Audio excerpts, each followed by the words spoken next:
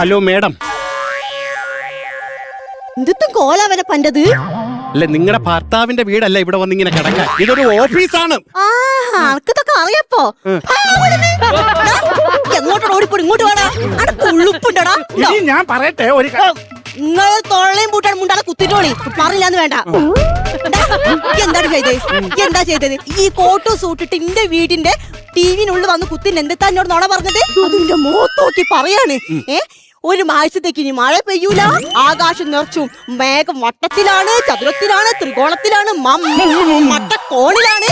എന്തൊക്കെ നുണയാണ് ഈ പറഞ്ഞത് കേട്ടോ?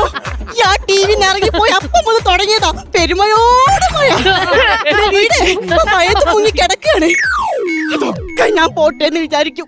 ഞാൻ കഷ്ടപ്പെട്ടിന്റെ കക്കൂസിന് തൊട്ടടുത്ത് വാഴ കുഴിച്ചിട്ട് ആ വാഴയാണെങ്കിൽ നല്ലോണം വളർന്ന് അതിന്റെ മോള് വലിയൊരു മൈസൂർപ്പഴൊക്കെ കൊലച്ച് മുന്നിൽ നിൽക്കുക. അപ്പൊ ഞാൻ എന്ത് വിചാരിച്ചു, ഈ മനുഷ്യന് രാവിലെ ചായക്ക് വേണ്ടിട്ട് പുട്ടിന്റെ കൂടെ പഴെടുത്ത് കൊടുക്കാൻ വിചാരിച്ചു.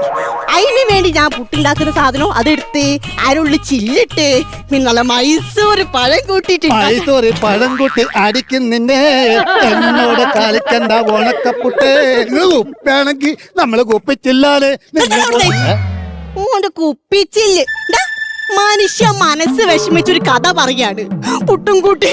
അല്ല, നിങ്ങളല്ലേ മൈസൂരി പഴത്തിന്റെ റൂട്ടിലോട്ട് കൊണ്ട് തന്നത് എന്റെ കയ്യില്. ഇവൻ ഇവിടുന്ന് കുഴപ്പമില്ല. എന്താണെന്നറിയോ, 2 ആഴ്ച വെള്ളത്തിൽ കിടക്കായിരുന്നല്ലോ. ഉള്ളംകാലിൽ നിന്ന് ഉച്ചന്തലയിലോട്ട് തണുപ്പ്.